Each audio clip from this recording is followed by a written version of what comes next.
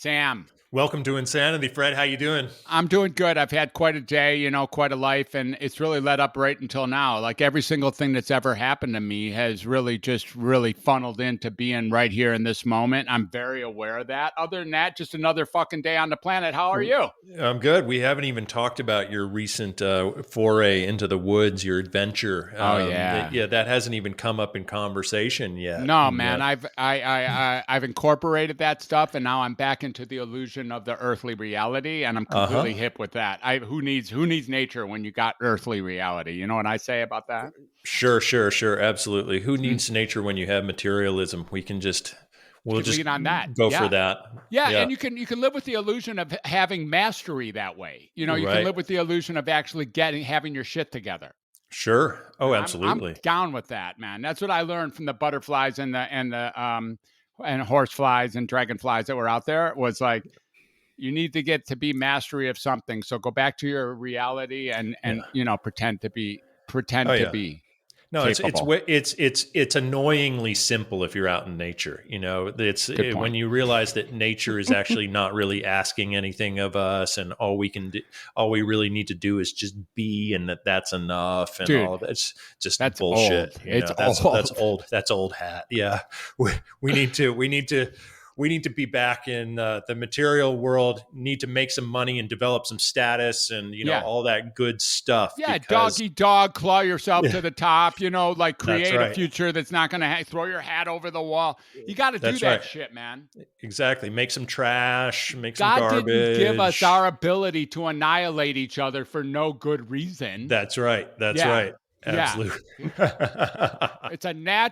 We have a natural capacity to blow each other away. Do you think that was given to us for no good reason? We better be using it. Yeah, if we're gonna live a real life. You notice that I say for Christ's sake too, because Christ would want us to blow each other to smithereens. I'm sure that's in Corinthians, isn't it? So that we can get the next iPhone. Yeah, I think it's Corinthians 2.16 where it says something like blow each other's asses out so you can get the iPhone 11. Blow each other up. Yeah. Right. Thou shalt. So who's our guest today, Fred? I forgot about that, dude. I totally forgot until he piped in. I was like, oh my God, we're eavesdropper here. What the hell is going on? Who is this guy? So what do we got here, Sam? And I don't even know which one of us is responsible for dragging this cat in, or dragging like the cat drags in stuff, I should say. And does it really matter? I don't even know that it's necessary. It really matters. Well, I need to put a notch in my belt if it was me. I'm here to win. I think it was you. Yeah. I'm here to win. Win, bro. I got one on you right there. You owe me one. Absolutely. All right. Well, that's good. You owe me one, and we got that in the books. You want to introduce our esteemed guest? I don't know. I can do that, but I think he, as they say, he goes out with he doesn't even need an introduction. This man is a CK Lin. CK Lin. How many people do you know actually call themselves by their first and their middle initial, and then walk out in the world as if that's their name? I don't know. It's pretty badass. And this guy is pretty damn badass what's that, too. JR. CK Rowling. Yeah. JR. Yeah. What is her name? J.K. Rowling? Rowling. And J.R. Ewing. Is it J.R. Ewing? J.R. Ewing from Dallas. Yeah. That's about the only two. And CK Lin. I think that's what we got here. We got a triumvirate. We got three folks. We got Rowling, Ewing, and Lin. There you go. Does C and K, did the CK stand for anything, or is it? Have you always just been CK? We talked about CK in our last podcast, didn't we? Did we? Remember, we talked about Louis CK. Oh, Louis CK. This is definitely not Louis CK. No, we did talk about it. It was a different, and that's spelled. Is that spelled the same way? I have a feeling that this CK would not be interested in masturbating in front of women without their permission. You don't know that. You don't know that. That is correct. Okay. You don't know that. That's presumptuous. Really, purely presumption. Presumption. Okay. Speculation. Pure speculation. I object. Yep. I have no idea what the shadow side of CK Lin may involve, so I will leave it at that. Who says that shadow? That could be just straight up. Well, maybe. That could be archetypal warrior. jacking off in front of, a non-consenting women. Wow. I believe now we're talking seriously. I think that Jung wrote about that. So, Jung wrote about that? Oh, and there's a guy with are you two initials. He's got two initials too. Oh, yeah, that's true. Yeah. CG and CK. Jung. Wow. I feel like we're in some sort of weird metaphysical vortex with this conversation. Where this goes. It spirals right down to our guest. You better pick up the ball from here. Are you saying that CG Jung actually predicted Louis CK's behavior? Masturbation? No, I'm not saying that. I'm saying that he might have something to do with our guest's behavior. The ones that you were assuming and you were speculating wasn't what he did. When we learn what he actually does, it's possible that that's just warrior behavior, that he's pulling it out, and wanking away in front of unconsenting women. All right. Well, we could talk about what this guy actually does, this particular CK in front of us right now. Roll it out. You got an introduction for us? Roll it out. I think it'd be better to have him introduce himself. I mean, this is a high performance coach who is one of the most on top of it guys I've ever connected with. I'm with you. I'm speaking on top of it. There's your sexual reference again. Can we just slow down with that shit? No, this guy has this is an afternoon show, Sam. CK is the host of his own podcast, The Noble Warrior, and I am consistently impressed by his warrior-like precision with his thinking, and extraordinary individual. We are so happy to have you here with us today, CK. Oh, Sam, slow down for a second. Shit. Don't get off. Don't go there, bro. CK, we know you're smart. We know you're smart and everything. And we know that you got all sorts of cool ways of thinking. You're just on the other side of a cyborg. Yeah, I mean, you're on the other side. You taught cyborgs how to be cyborgs.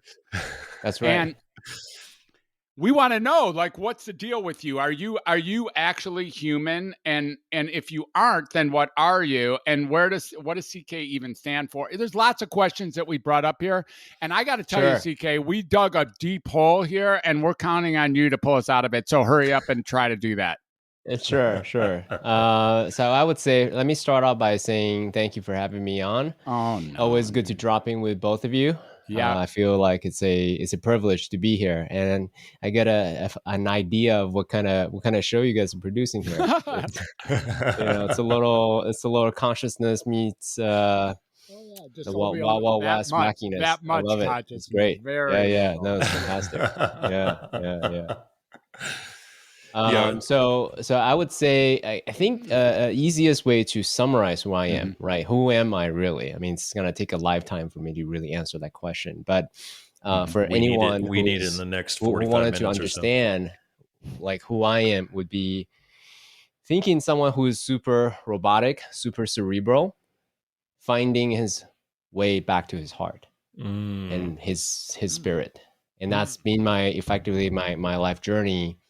I thought the idea of having more knowledge and more wisdom and it's the way to go, and I realized that wasn't it. So I'm acclimating, what it really means to be a human being by embracing the emotions, embracing the spiritual aspect of things. Very well done. Thanks for pulling us out of the morass. That's really, really, really spectacular.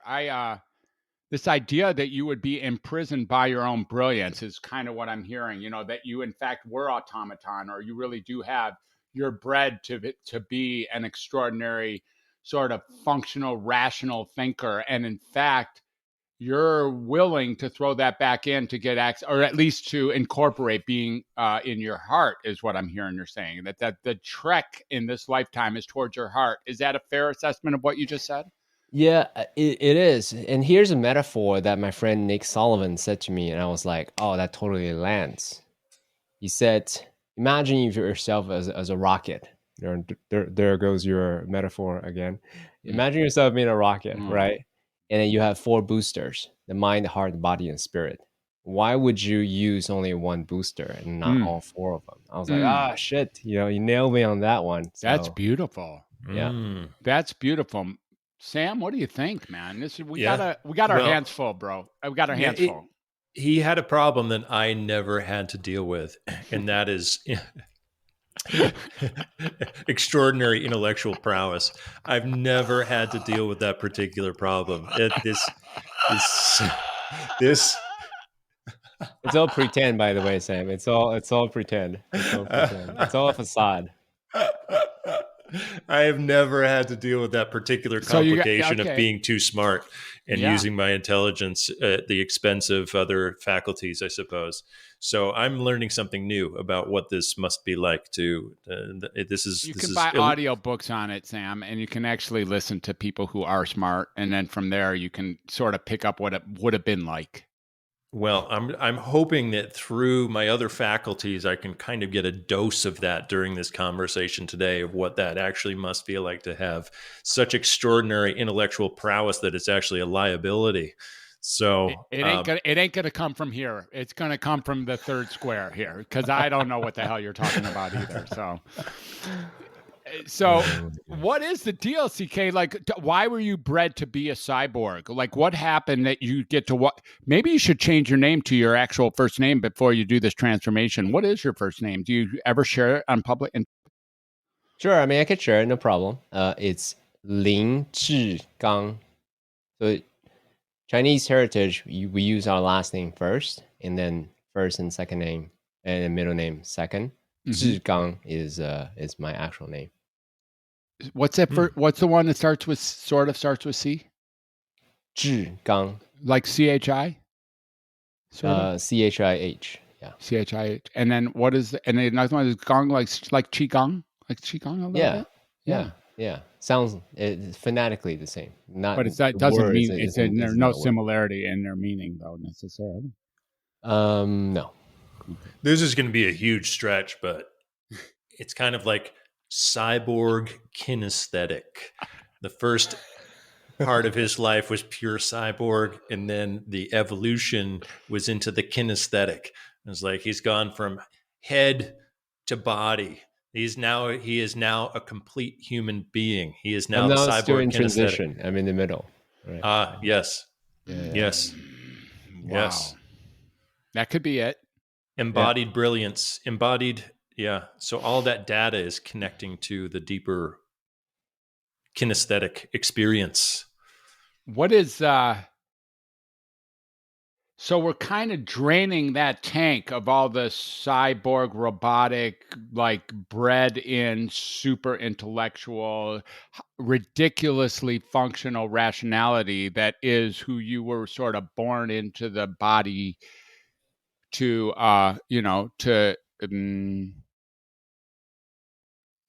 live with, to be with. You have that. Where is that intellect come from, and when did you learn that it might not be all you need? Yeah. So Taiwanese culture, especially for students, our job was to be straight A students. That's our job, right? So as such, that the value that I derived when I was younger was to be the best student possible. So that's what I crave, that validation from teachers, from parents, and this person, CK Lin is such a brilliant student, this and that. So that's what I hone myself, my egoic self, to do the best of that. And I actually wouldn't say, if anyone ever said, things are, because I actually have met geniuses before, and I was like, I'm actually not that at all. You've met people who are perfect answers doesn't come to me. It's not like John Nash, like seeing numbers on the walls and things like that. Thank God. Yeah. None of that. Like none of us want that. The Queen Gambit, that show, like how she sees the chess. None of that stuff. Like it's all just sheer perseverance. So, so you're like I said, Sam, it's a facade. It's a pretense. Yeah. So what we're talking about is something larger than just you as an individual. It's the culture that you grew up in, very much valuing intellect above all else. Yep. Confucius said, "There's wealth, there's beauty, there's richness in books." That's ingrained the whole education system right there and then. What was that? I'm sorry about this, but I just forgot the name of the program. The name of the program, this thinking program that you've been talking about the last several months that you use to organize your thoughts. Rome Research. Yeah, Can you say a little bit more about that? I know it's really close. Maybe is it actually? Let me ask you this: Is it actually close to your heart, or is that close to your mind? I mean, is that a backup into your head, or can you use Rome Research to really incorporate your heart? We can go into down that rabbit hole a bit. I think it's both. So if you use stream of consciousness, streams as a metaphor, Rome is the river bank that could contain the infinite consciousness that you have. Mm-hmm. It doesn't box you in. It can grow as you want to grow, and it shifts based on your interest. All kinds of things, right? So Rome is a container for your consciousness. Now, for those who don't know anything about Rome Research, who I'm sure is 90% of the people listening, why don't you tell us about what Rome Research actually is? That's because of the 10 people who are listening, only one of them knows what it is. That's what we're talking about. That's how we got to 90% quick math. Well, for those that don't know Rome, let me attempt to enroll you in using Rome. Again, using that stream of consciousness as a metaphor, for any knowledge workers, any thought leaders, anyone that use their brain a lot, right?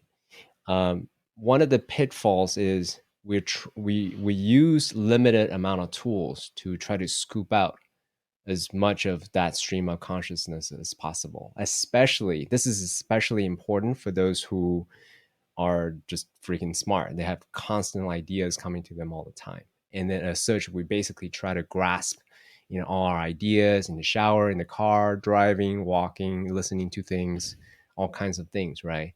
But the problem with that system, well, actually, no, and back up. The test of any system that you have is, can you find the information that you need when you need to? Mm-hmm. The answer for most people is no, you can't, especially for those people who just have a lot of ideas coming to them. Okay, so CK, let's start fresh with you describing Rome Research. Sure, no problem. Okay, starting anew, imagine we use that stream of consciousness as a metaphor to help us think about this and why this particular category of tools is important, right?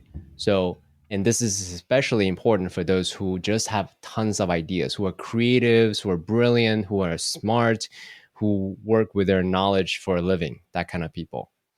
So one of the challenge or any litmus test to how well your system is doing is based on this question: can you find information or the inspired idea or the backup data or the statistics you need when you need it? Mm-hmm. And most people can't answer that question well. Most people say yes, but most of the time they can't find anything. They may spend the effort to make the notes, but they can't find their notes when they need to, right?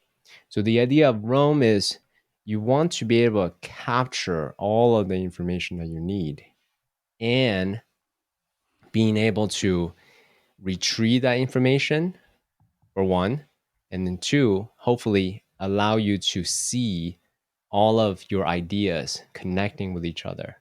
In other words, externalize your neural network, your brain, so that you can actually see what's happening in your brain. Okay, so I'm going to go ahead and make a bridge between your interest in Rome Research and what you've already described about your own personal journey.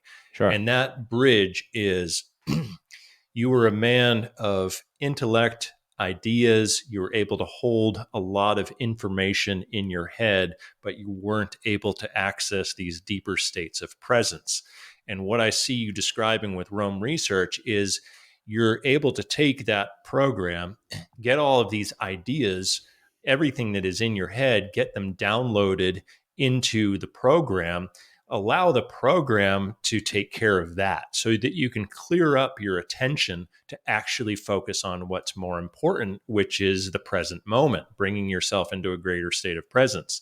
And if you don't, then your brain is going to be, especially if you are someone who is very smart and you are constantly coming up with new ideas, not like you remembering things. Like no, you have the intellectual prowess. I count myself out of this category for sure, absolutely. You're okay to evaluate from the stands, aren't you? I have enough empathy for it to be able to understand what it might be like, but I certainly am not in that category myself. Yeah, so you have the data flow, and your brain can either be consumed with trying to remember data, or your brain can be focused on what's happening in the present moment and envisioning your future. And if your brain is too consumed with data, you're not going to be able to clear up enough resources to be able to focus on the present moment and envision your future. So Rome is essentially doing that job for you. Correct. Yeah. So if you, let me change metaphor just a bit. Let's say our brain's a computer. Rome allows you to free up the ramp, so you can actually work the background processes faster. Basically free up your background process so you can have more ease, more spaciousness to focus on the task at hand, the creative task at hand. So that's one reason to do it. Actually, no, that's a second reason to do it. I have it that my brain is like a flop house and not really like a computer. What's a flop house? A flop house is like where people, like homeless people might land, or drug addicts on a particular evening, like when they don't have anywhere else to go. And then that's my brain, and takes up a bunch of space. But by using Rome, I would be able to open up some of the rooms and have more rent space available for this overwhelming consciousness thing. Yes. Yeah. So you mentioned actually great, right? One is to create more space. Can we just rename this podcast to Flophouse, please? Two is to create more ease, right? So you can actually breathe easier. You can have that experience of expansiveness in your mind. And then three, and this goes to your earlier question, Fred, how does that differ from just focusing on the head versus getting to the body, right? The third thing that I would say is this: because of some certain unique feature that Rome provides, you could actually use Rome as a way to deepen your understanding or your consciousness further. So that's the part I'm particularly interested in. Speak to that. How does it do that? So it has a particular, let's see, I'm about to get super nerdy, but just hang out with me for a moment.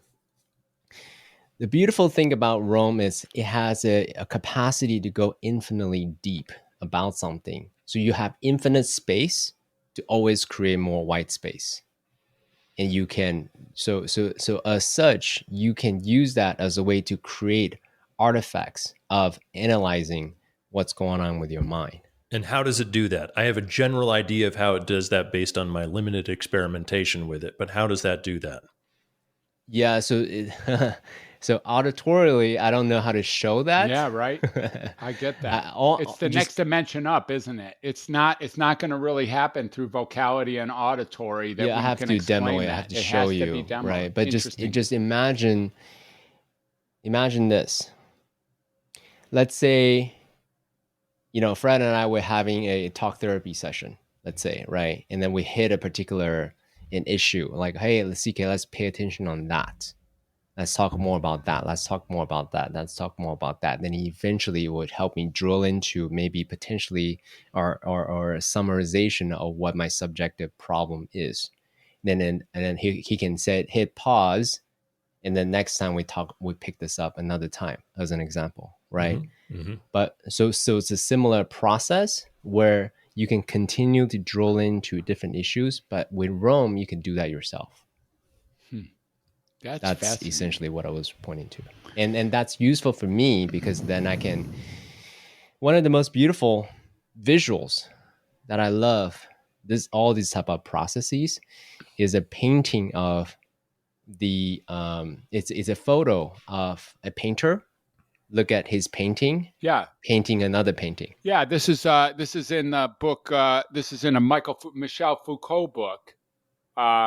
I have it right over here. It's, I I know exactly what. There's a specific painting that you're speaking towards, I think, and I forgot the name of it. But anyways, please speak to that. It's a gorgeous painting. We can probably put it on the outside of this podcast if it ever makes it to the real world. So to me, Rome essentially is a representation of that painting. Fascinating. Because not only I am the author, like for example, I'm the author describing perception, what other people think of me, right? And then I can also go into describing my persona, what I want other people to think of me. And then I can also describe my self-belief, what I think of me behind closed doors. And then I can step back and look at it all. You know, who I am as omniscient, omnipresent, spiritual being, look at it all as these characters. So it's far more than just a note-taking app. Essentially, it's a metacognition program to be able to metacognition program. Essentially, to be able to understand your own ways of thinking by creating relationships that you might not otherwise create based on the types of notes you take, the content of those notes, and then creating relationships amongst those notes that you might not have the awareness or energy or time or thought process to be able to do on your own. So it's acting sort of as a artificial assistant in a way, coming in and saying, hey, you thought about this here and you thought about this over here, and those things are related to each other. And you might not have even known that those things were related to each other, but it's creating that awareness that I think that's the best word for it, metacognition. It's giving you a metacognitive awareness of your own thinking process and how relationships are formed in your own brain that you might not even be aware of. Yep. And so let's see how to articulate it. So as a metacognition platform, allows me to look at all of the content of my consciousness, right? And I can then use some of the well-known processes to also integrate these charges that I have. So not only I can use it to organize the content of my mind, I can also use it as a way to transmute the charges of my mind as well. And thus, going back to what you were saying earlier, so I can create more spaciousness in my mind so that I can be my highest, most actualized self in the world. So in the real world of the application of this program, are you constantly evaluating what you're thinking and taking notes on what you're thinking, or do you go to take maybe an hour or so of where you're involved, say with a client or in a meeting or something like that, and then go back and write down all of the things because my limited experience with it, one of my hangups is when I'm on to the next thing, I want to be on to the next thing. And I don't take that time to actually recall the things that I was thinking about and create. So what's the discipline behind it look like? Yeah.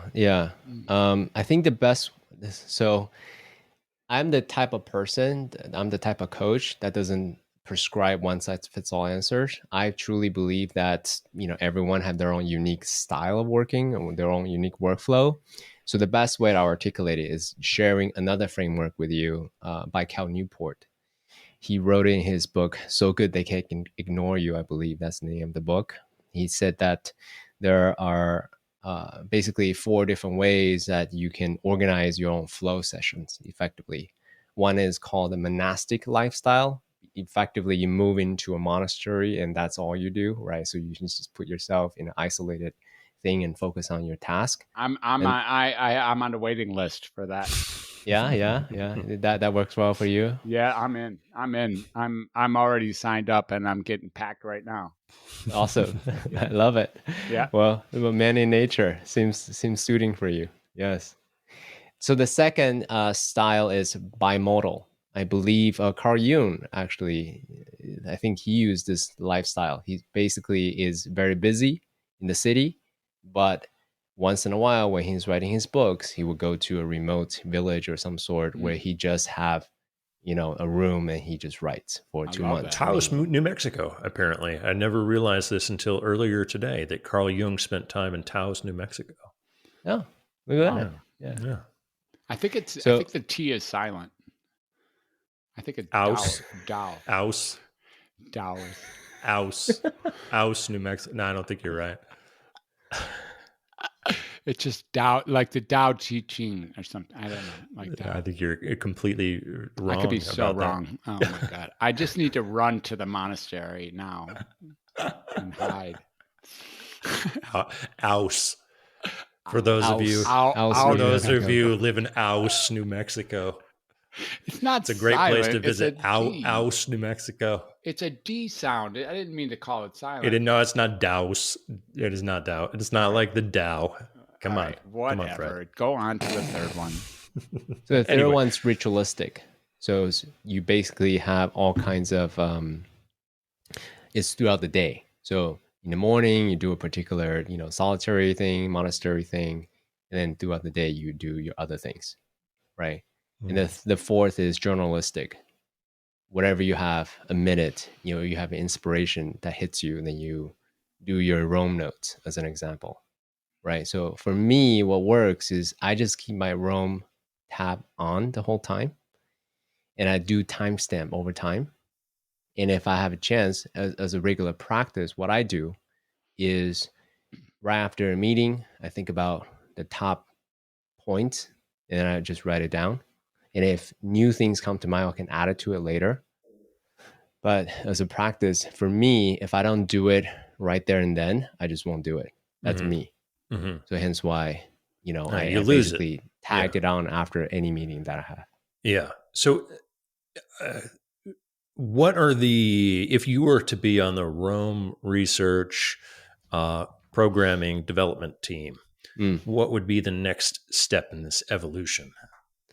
Yeah, for sure. I would say for me, I'm a voice notes guy. For sure. That's what I was hoping you'd say that. That's exactly what I think is required. For me, I wanted to be able to, so the way, I'm a framework guy, so let me share one other framework, right? So any kind of information to knowledge to wisdom, in my mind, there are 4 phases. You capture the inspiration, and then you process the inspiration, and then you synthesize your own original thoughts, and then you execute based on that idea, right? So the idea for me is I want to make sure that this flywheel has no leaky points at all times. What was the original question? I lost my train of thought. If you were on the Rome research development team, that's right. What would be the next evolution of their program? Mm-hmm. So right now, Rome is web-based, desktop-based, and no mobile. And we're on the move all the time. So right now I have to basically manually do voice notes all the time and then transcribe that afterwards and put it into my Rome. So if there's a way I can right away record things and add in the metadata right away and it goes into my Rome, that's what I want. So if you're on a phone meeting in your car, you have to haul out your laptop while you're driving and enter the notes, essentially. Or do it afterwards, based on what you remember. What you're basically saying is Rome research is putting us all in danger of death. That's right. That's what it is. That's what you're saying. That's right. Yeah. I just summarized all of that handily. You did. Yeah. So this is a diabolical program. It's a diabolical program to effectively incentivize us to externalize our brain. One of the things that I'm caught up with as you speak is that the algorithm that social media and the present, capture of our own identity through surveillance of how, through a quite elaborate surveillance of how we think and then how we act upon how we think and how we look at the world and then how we're likely to make our next move and then, preparing to meet us at the next bend with what it is we didn't even know that we were looking for. And that each of us are, becoming more and more subject to that. It's like from the outside, this is already in place. From the outside, I am known. I'm just not known by me. I'm known by them. Like they have access to my thinking process, it seems. Now, this might be a bit paranoid, but it might actually be a bit accurate too. And they do go together sometimes, at least in my world. And, the idea is that there's a machine out there that already knows how my thinking is connected at various touchstones, and that where I'm likely to go by default is to a place that I didn't even know I was headed, but they were waiting for me when I got there. And there's something like having that mastery from within, like turning that on myself so that I would have access to this flop house of a computer, of a brain that I have, and be able to move forward into, to leave the rent space open or to leave the RAM open so that I could then like move into what it is to be present in this world, is what you're pleading for, or what you're asking for, or what is here for you, your desire. Is that a fair assessment of what you're describing? I would say, so you guys don't know this, but my background before I started being an executive coach, I came from the advertising technology world. So what you describe as, these companies collecting massive data and predicting what you're going to do, it's not too far from the truth. There's actually, I can't say whoever the large organization is, but they basically put people in different buckets. For example, like the soccer moms who is about to do this, or the expecting woman who's about to give birth, so therefore they're going to be buying lots of diapers and all these kind of stuff. So how about the retiring psychiatrist who doesn't like his field and never did? I didn't see that category. All right, so first off, I think we should replace Flophouse in your brain, Fred, with brothel. I think your brain is more like a brothel than a Flophouse. so let's start there. And I'm in. That sounds good. Okay, and so we don't want to know what's happening behind those doors. So I can guarantee you. I don't mind knowing. Okay, but, all right. Well, maybe that's why you have that brain of yours. Okay, you little peek behind those doors here and there. You're supposed to just run the brothel, not look at what's happening behind those doors. Supposed to. That little finger, right? Being a little finger character from. I always do what I'm supposed to do. Yeah. So the other. All right. So anyway, we got the brothel thing. So we got the brothel thing.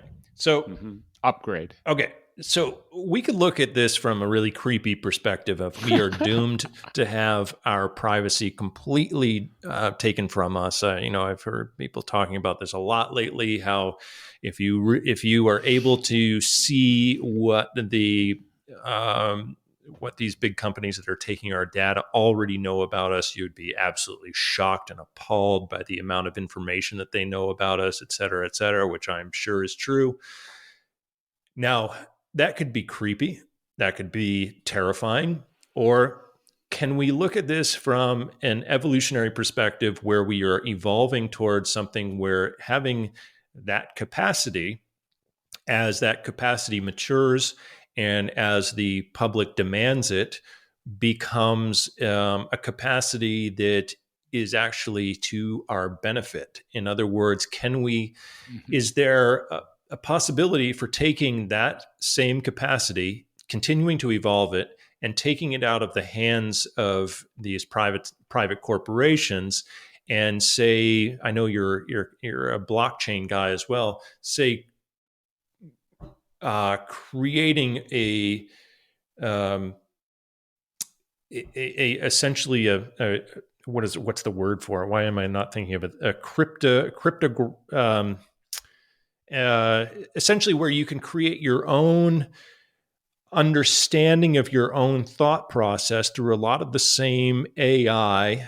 Say, for example, something that would be constantly listening to, say, this conversation right now and picking up on all of our voices and then encrypting that's the word I was looking for, an encrypted version of ourselves that only we have access to, so that we can understand our own thinking.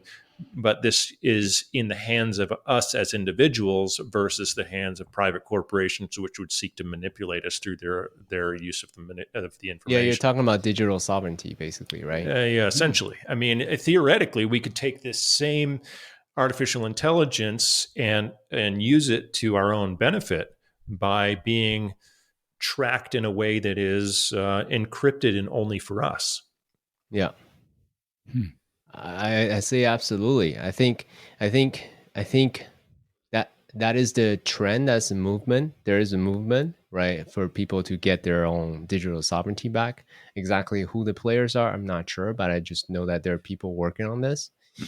The only thing that I'll say about this is the effort it requires to, like, what's the incentive, right, to build that infrastructure to give our digital sovereignty back.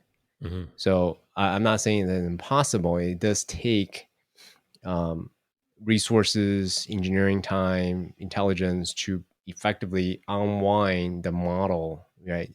Basically, the free advertising model is going, right? The train is leaving, has left the station, and now we're saying, hey, we want to be able to govern our own digital fingerprints, and in such a way that to have a synergistic relationship with these commerce types, so we can, so yes, we trust you, but we don't really trust you, right? Because right now, as it is we assume they have good intentions to serve us, but the reality is we don't really know anything. They really don't, right? So it's debatable. Yeah. What's their intention of gathering all this data on the individuals? So some sort of new sort of incentive structure needs to be created before that would ever happen, essentially. I mean, we could have the most brilliant programmers out there in the world who essentially would be able to ensure digital sovereignty through the blockchain. Correct. But unless there's an incentive structure to help to implement it, it's just a great idea. Correct. Yeah. And then circle back to your earlier question, Fred. What am I trying to do?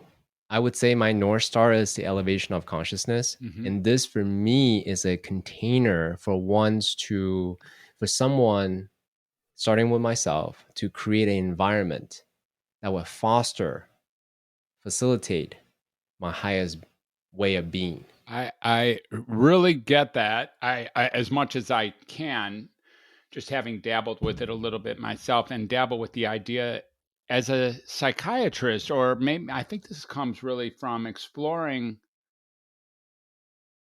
using the mind to explore how the mind works is, dangerous, very dangerous material.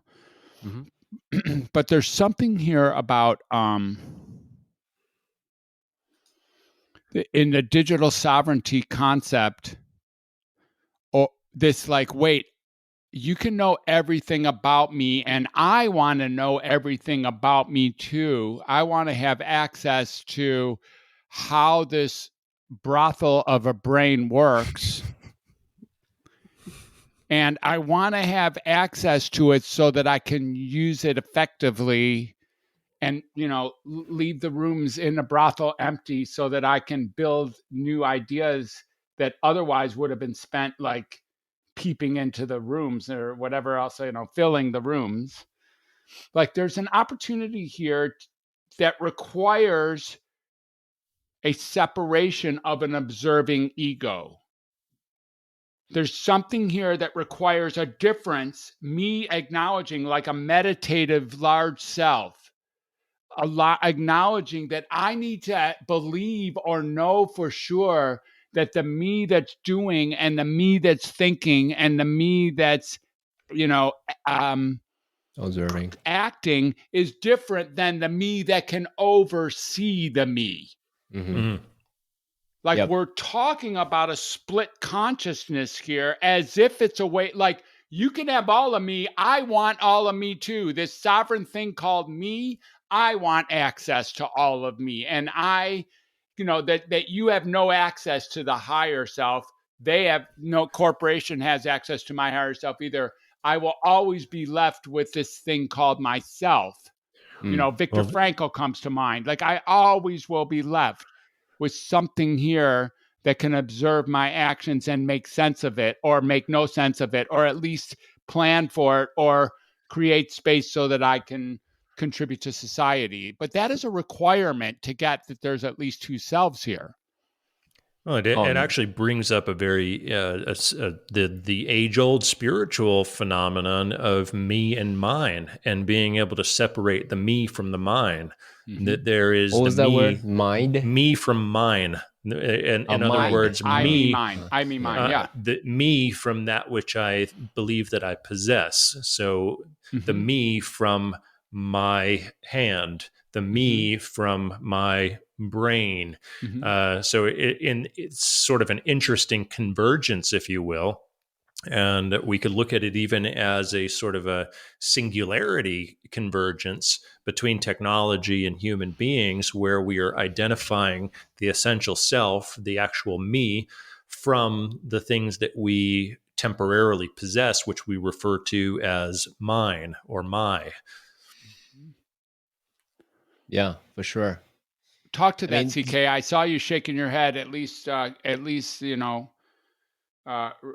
shaking your head up and down with at least what Sam was saying. I think that's what's called. I think we call that nodding in this culture. It's when you shake your head up and down. That's called nodding. Yeah. Or I think in India is this, right? Yeah, bobbling. That's a bobblehead. Louis CK has a different way of saying yes, and it's not putting his head up and down. It's something different. Oh, we're going back there now? Okay. We got right to a summit, and now we're in the fucking hole again. You got to put up with us, CK. I sorry for the large drop into another strata. If you can bring us back up to this idea of split consciousness, and like you had been nodding while both of us were speaking, as if this is a requirement in order to make a difference in the world to come in front of us. So what do you got to say about all that? Well, I don't think it's a requirement, but I think the way you brought up Viktor Frankl. I love Viktor Frankl, and I love that, this beautiful quote, and that between I had it and I lost it. Stimulus and response, there's a space. And in that space lies in our freedom and growth.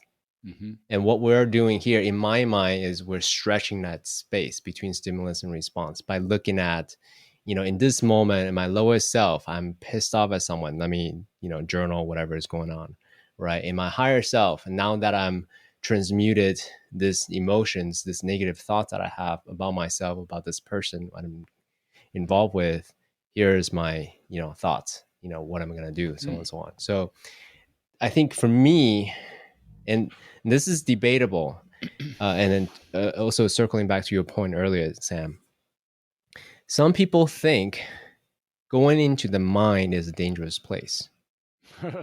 Right? I don't think that, man. That is the truth. Yeah, that's out. Truth. Yeah.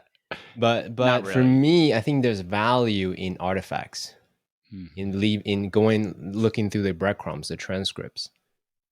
To me, because in my mind, I don't know why, but I think for me to be able to weave the stories that I have, and then say, like, here's the end result. I am now more enlightened. I'm now more neutral. I'm not in a positive space. But the journey I took from negative to positive, this is what I did.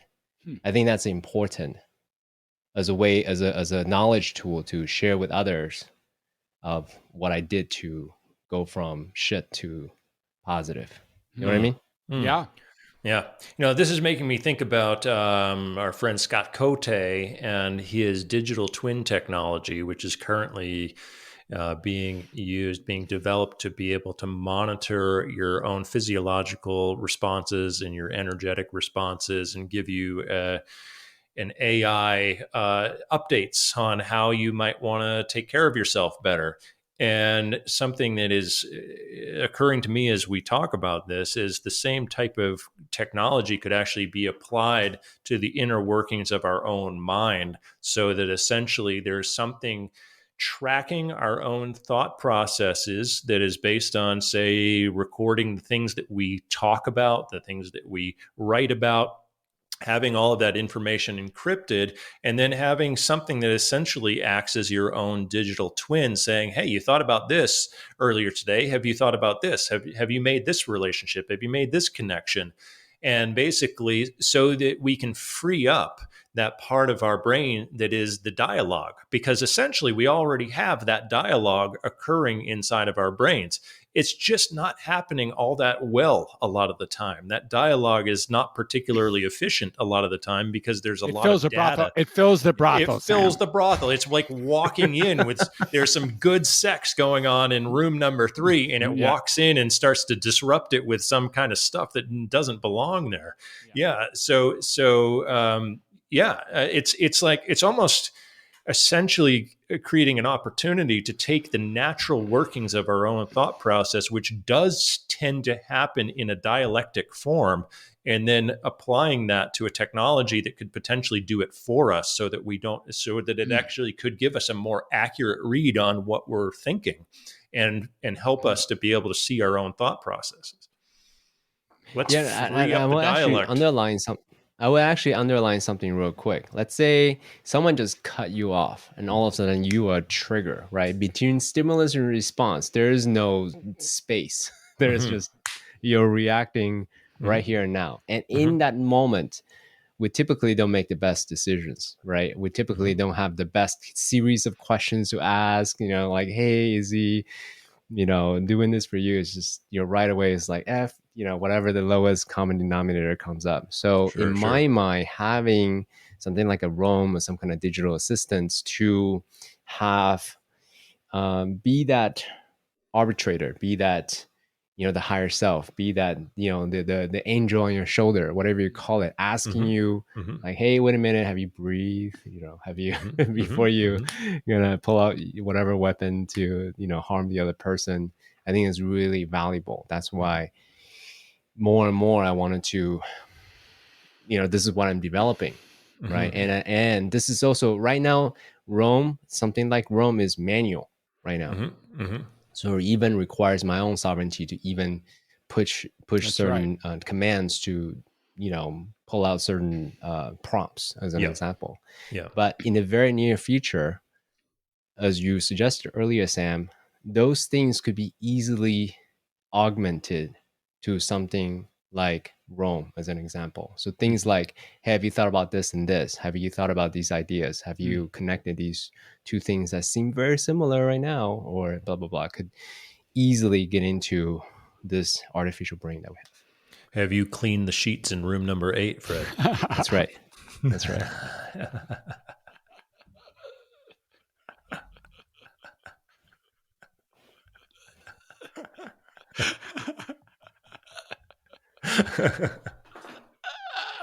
All right. That's really funny. And I had something that was semi-intellectual that's going to crash up against that. That's pretty funny. I know there's another thing that as a psychonaut, as a fellow psychonaut, as having played a little bit in ulterior consciousnesses. Ulterior or alternative? Alternative. Yeah. Okay. Yeah. Thank you.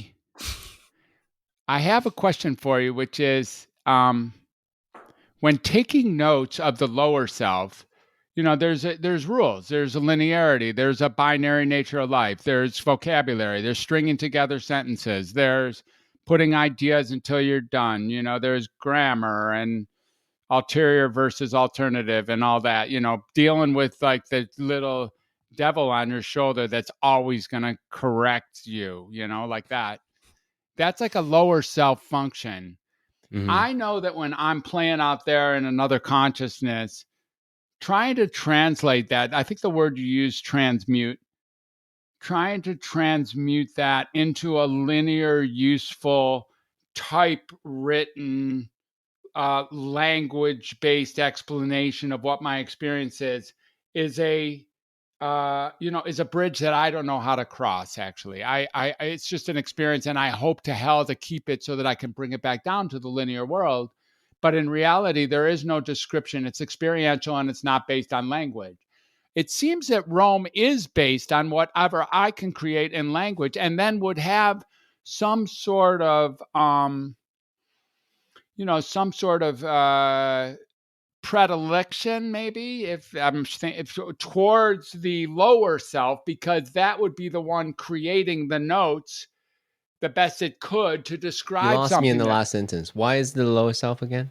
Well, because if it was the higher self, I wouldn't be able to put it in notes. I see. That's what I'm wondering. At least not accurately, because it's so experiential and exists outside the realm of the constraints of language formation. Yeah. So what do you want me to comment on?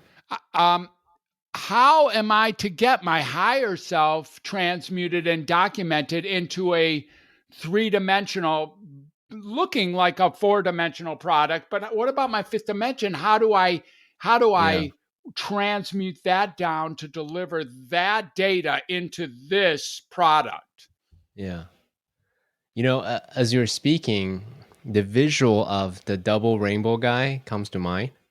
It's like, whoa, double your rainbow. Like, you remember that guy? Uh-huh. Mm-hmm. Yeah. That's what comes to mind. Like, he was doing his best to articulate the beauty that he saw in that moment. Double rainbow. But his words were limited. But through his action, the vocab, the tonality, we got a glimpse of what he experienced as the beauty of the oneness with the collective in that moment, seeing the double rainbow, right? Mm-hmm. So exactly. To your point, I don't think the lower self and higher self is it's the right frame. It's how do you communicate the multidimensionality of truth, beauty, and goodness that you experience in the higher realm, right? In as they say, the ineffable, and then translate that to a linear thing like words and a photo or tonality or da. So I haven't really, let's see how to articulate this. I haven't found a good way to do that, because in my mind is how do you describe the totality of something, right, with words? There's a limitation to what we could use, but I'm going to do my darndest to use voice notes to articulate, the quality, the emotions, the memories, the triggers, and then the best of my ability to essentially capture the lightning of this moment. Mm-hmm. I'm going to come up. I'm going to bring in another maybe another way to look at it potentially, because so much of, like we were talking about earlier, of the activity of our brains in a normal day-to-day life is not really in that space of the ineffable, and yet it could be. We could be experiencing more of the ineffable, but our brains tend to be preoccupied with trying to memorize things, with a lot of memory, with taking what just happened in this conversation or what happened in the conversation, a day ago or whatever, and applying it to the meeting that we have 2 days from now or whatever that we are planning for, or the webinar that we are trying to construct or whatever. So much of our brain activity is currently used for memory recall. And so theoretically, if something was doing the memory recall for us, and we didn't actually have to use so many cognitive resources on memory recall, could we not theoretically open up more experiences to truly be present and truly be in that ineffable higher self-consciousness because our brains weren't preoccupied with memory? I mean, it's like the RAM analogy that CK was using earlier. If the RAM is free, isn't the operating system functioning a little bit more efficiently? Yeah, so couldn't this brothel be used for a higher good? That's right. That's right. If I you love that know brothel. that everything that's going on in the brothel, if you know the sheets have been cleaned in the brothel, you know that they're not going to come back I got roommate still to do. Yeah, they're not going to be complaining that the sheets weren't cleaned between visits in the brothel and that type of thing. You know that all of that's handled. Then you can be the brothel owner without having to be concerned that you're going to get bad Yelp reviews. There you go. There you go. There you go. You got a artificial intelligence GM running your brothel. That's right. So all your logistics, all your HR problems, all your payroll, all that stuff is taken care of. Hey man, you got a brothel. Of course you got HR, no? I didn't realize you had an HR department in your brothel, Fred. These are sex workers you're talking about. Yeah. I guess you better at this day and age. Are they unionized? Union. Do you have a unionized brothel workers? Unionized prostitutes? National brothel workers. Yep. Yeah. Yeah. Wow. It's very, very interesting. So do you guys have it that we're headed in a, I guess you have a choice. It could be like the end of the world as we know it, or it could be just sort of the launching point for a new capacity that has us headed towards cyborg, but with our heart. I mean, like our heart running the show. Actually, so the way I think about this, because I already use a metaphor of externalizing our brain to have Rome basically be the container, right? Mm-hmm. And Rome's mission is tool for our network thoughts. So it's not just CK connecting with nodes within CK's graph. Rather, the idea where they're working towards is CK's nodes connecting with Sam's node, connecting with Fred's node, connecting with NIH, whatever, right? The idea is to expand the knowledge graph collectively. That's their vision. That's their mission. And then possibly, very, very possibly, it's going to be augmented by AI. So what was the original question again? I lost my train of thought. That's all you had to say. I have to admit I forgot my question too. So just saying. It was some question about, is this the end of the world as we know it, or is this the beginning of something fresh? To me, why I'm particularly interested in the psycho-spiritual process aspect of it, this subconsciousness, dealing with, our shadow, our darkness, whatever the things that we normally don't talk about, using these type of processes, in my mind, is the humanity aspect of things. So even if you build an entire AI based on all of the collective graph, to me, this type of stuff is what makes us human. Yeah, I don't know if I'm connecting with Dr. Fred's sexual fetishes and so forth. I don't know. The undoctor, bro. The undoctor. I don't know if I'll want to continue doing this podcast. I might want to close off my relation. It's probably good that I don't know what goes on in the recesses, and it's probably good that he doesn't know what goes on in the recesses of my imagination too. So maybe it's good that we can hide from each other's shadows a little bit here. I mean, is this potentially a positive, or are we all going to lose our friggin' minds once we discover what's actually going on inside of all of our own minds? I mean, that seems like the direction we're all heading. And that's another version of the same question. Yeah, that's exactly the same. Actually, Sam and I are resonating with each other for the first time on this call right about now. It's exactly the same question I had. I mean, what you're talking about is digital intimacy, right? Do you really want to know effectively, what people's shadows are? That's exactly what Louis CK was doing, was digital intimacy. A what? That's exactly what Louis CK was doing, was digital intimacy. Oh boy. Okay. We just got back to Louis CK. But he didn't ask for consent, right? So assuming both of you gave that consent. I think he actually did, though. I think he actually asked the women if it was okay if he did digital intimacy in their presence. But hey, we'll move on from that. I hope that's the last time that comes up in this conversation. Yeah, I promise. I promise. Too good a pun, though. Would you want to know your friend in that level of detail, like knowing their shadows and but the question starts being the power of the word want. Who gives a shit what this thing wants? That's its lower self function. This isn't about what I want or don't want. I mean, this stuff is revealed anyway. They know, the people who need to know, even back 10, 15 years ago, you knew what the soccer mom was up to. You knew what the expecting mom was up to. You even knew what the retiring psychiatrist is up to, and the brothel owner. And you know what all of that is. And wanting is like yesterday's news. Who gives a shit about what I want?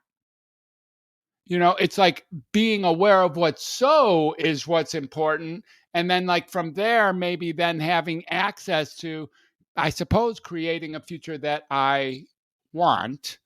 But the word want is a really tough one here about whether I agree with the moral, ethical, or legal implications of the growth of this level of artificial intelligence, either personally or in the community at large. Because what you're basically saying is that it's happening anyway, like it or not, essentially. Yeah, not wanting it doesn't serve a purpose. Right. I have to imagine Eric Schmidt sitting down to dinner with the three of us and being like, I know what you don't want each other to know about each other. Mm-hmm. Yeah, right. Exactly. I mean, it's the world we have, right, CK? What is an access? It's like I can't get started with Rome right now because, like Sam, I can't stop I can't stop long enough to, I barely have time to journal every day, and I try to journal every day, and I've now moved to probably getting that done literally 5 or 6 days a week, not 7. And awesome. I'm not going to be able to just write down my ideas, but maybe that's all I need is to sort of get addicted to the impact of working with something that cross-links all my thoughts or cross-links my downloads. Yeah, man. So the idea, so here's what I tell anyone who's even thinking about Rome: is just don't do the fancy infrastructure stuff that I do, because I hate to say this, but I've been using it for hundreds of hours, right? You want to start off by just jotting your ideas down in Rome. So you can experience the joy of actually freeing up your RAM, your mind. Right. It seems like that might be a large enough incentive to actually get down to business. Like working out is the same way. I get more flexible after I get over the fact that I need to exercise every day. And when I get more flexible, it draws me forth to want to do that again tomorrow. So maybe there's something to that. Exactly. Sam, you look like you guys heard that I giggle. Go ahead. No. I'm just thinking about you exercising. Oh my God, Sam. I do. I exercise every single day. I do. What kind of exercise do you do, friend? These days, I'm doing a lot of stretching. I have an acupuncture mat that I just started playing with. It's really incredible. And what's the acupuncture mat? I have it right next door. I think I can go get it. It's one of those spiky mats, acupressure it's got little, I've got one of those. Little discs. Great. They're really incredible, right? They just activate. Do they hurt kind of, but then you kind of relax into it? Exactly. Yeah, exactly. Yeah. They're really cool. For relaxation? What's that? For sleep? No, you can use it for sleep. Like, like some people sleep, I guess, it's like a version of a bed of nails, but it's really soft and sweet. And well, it's not sweet. You get used to it, but it really, pokes little needles into like reflexology sites. And you could either use it to relax or you could use it as a weapon, potentially. If you had an intruder, you could swipe your acupressure mat at them and probably hurt them pretty badly. That's right. I could. Yeah. Don't be coming into my brothel unarmed. That's right. Exactly. CK, we're on an hour and 8 minutes, and I fear that we should probably sooner than later, unfortunately, have to taper down whatever you guys want. That's a very auspicious number, isn't it? 108. You guys want? 108. Yeah, we can call it 68 just if we want. It could be 108 or 68, I guess. Well, I have a question for the both of you. Why did you start this thing? We have no idea. Just for fun? There's no good answer to that. It was really a natural outgrowth of conversations that we were having on a pretty regular basis. And we would just go on and on and on, and these conversations would go all over the place. Yeah. And then we decided that it was time to create a podcast out of it. And so bring other people in, and that makes things even more interesting. Yeah, I mean, the real question is, why did you agree to come into our lair? I mean, the idea, like why we started it is one thing, but how did you just choose to spend an hour of your precious cyborg time being with us? That's what I want to know. Yes, I asked myself that after the 68 minutes. You're like, what? Have I just wasted my fucking time completely? His entries into Rome research are going to be Fred's brain is a brothel. He needs to clean the sheets in room 8. These guys are insane, and I really don't ever want to be back on this podcast again. Those are going to be the notes that go into his Rome research. But all joking aside, I think you raised some interesting questions about interlinking the private thoughts of, let's say, 2, 3, 4 group of people and so forth. I am very bullish. I'm very much a technology optimist, right? So I pay attention to the neural interface that Brian Johnson has created, effectively a way to a better version, a cheaper version. Who's Brian Johnson? I don't know who Brian Johnson is. Who's that? Yeah, Brian Johnson created this company called Kernel. Okay. So effectively, you have an EEG device that has high fidelity, can take high fidelity EEGs at a very affordable price. Wow. And then we can capture information about the brain. Now, the application for that, questionable. There is no application yet. He's a device guy, so he made a cheaper version of EEG, higher fidelity. I can't remember how many channels, but wow, it's ridiculously reliable and much, much cheaper. So I'm excited for that. Yeah, I am an optimist that I want to be able to have a higher upload and download rate of data. Mm-hmm. Yeah. CK, how do people, including ourselves, like how do we hang on to you? How do we learn from you? Where should we find you? Where can we look for you? What have you either written, or what have you, how can we join the CK Army? What is it that's up here so we can be optimists too about the future? Yeah, for sure. Thank you for asking me that question. There is no CK Army per se, but there is a Noble Warrior Dojo. So for those of you that want to hear from other multidimensional entrepreneurs about what it means to live a life of meaning and impact and purpose, go to noblewarrior.com, NOBLE warrior.com, right? Good. And over there, we have all kinds of beautiful minds sharing their wisdom. Mm-hmm. Yeah. Well, you talked about a beautiful mind with all those numbers and stuff in our, the John Nash. Yeah. And I didn't realize I was with the Zen Warrior and the Noble Warrior. I could have been all over that. Instead, we went to freaking brothels. I should have. If I would have a do-over, I would have gone to the Warrior Brothers. But well, I mean, you went to the in my mind anyway, the Game of Thrones, Littlefinger, right? The brothel that he ran. So. I'm glad that we went the brothel direction and not the warrior direction. Yeah. Made for a far more entertaining discussion. Yeah, and then to drop the CK, the CK namesake, that guy into this picture was really brilliant too. So smart to bring in Louis CK shit right in here into this conversation. So right, we've probably already been canceled for that one too. Just mentioning his name. The other day we mentioned Woody Allen, so we've probably been canceled for that. And then we talked about Woody Allen. We talked about Karens, so we're probably canceled for that. So we talked about Asprey being fat too.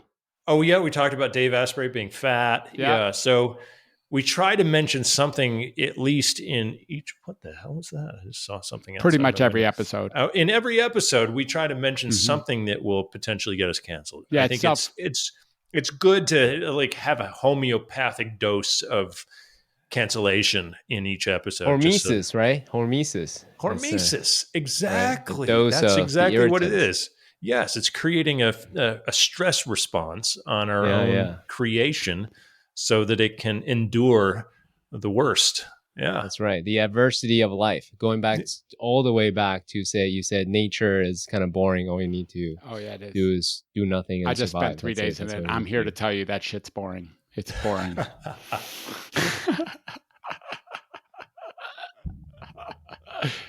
Butterflies get old, bro. It's time. All right. Well, Sam, why don't you help us out here? I'm sorry I needed so much help today. My God, I was unstable because whatever happened in the start had me unstable. Yeah, your instability is fun. CK, thank you for joining us today. This is great. Yeah. You're very welcome. It's been really fun. Have you had a really good time? Or, I mean, if we were to check the truth of that, would that, with your cyborg Rome self, would it say that you actually had a good time? I mean, I did. Okay, good. Yeah, you guys helped me think about things I normally don't think about. Yeah, that's what we do here. Rome and yes. Consent, privacy, and all that stuff. Yeah. I don't think about that stuff. Yeah, that's good. So thank you. That's awesome. what we're here to do. That's why we're here. Yep. Yeah. Exactly. Anytime you need to think about shit you never thought about, come seek us out. We'll be By the way, I look for this podcast. It's not up yet. No. Okay, I was gonna say we need your producer actually, because we'll talk offline. But we're really looking for a great producer, and we should talk offline. I even thought about bringing that up, but maybe not for the episode. So let's close off this episode, and we will talk offline. Sure. Sam, you're awesome. Although this might be one of those episodes where I got to pull you aside and shake you up a little bit for saying shit that was out of line. I'm trying to hit at least a couple of those moments every time. Well, you definitely hit more than a couple today, so that's great. All right. Awesome. Nice. CK, thanks for being here, my man. Really love you. Really, really great stuff. Thank you. Thank you for sharing all your cyborg and your destination to your heart with all of us. We truly appreciate it. You're very welcome. Likewise. Bye, Sam. Catch you on the next ride. All right. Take care, Fred. Take care, CK.